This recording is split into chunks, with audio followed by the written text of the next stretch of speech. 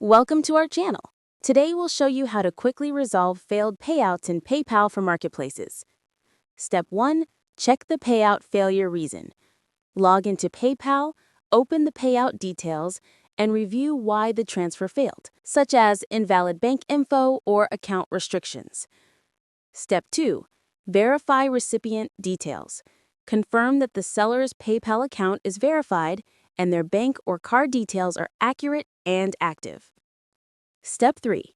Fix any issues. Update incorrect payout information or ask the recipient to resolve account limitations. Step 4. Retry the payout.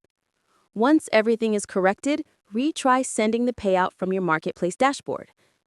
Step 5. Confirm successful transfer. Monitor the payout status in PayPal to ensure the transfer completes without issues.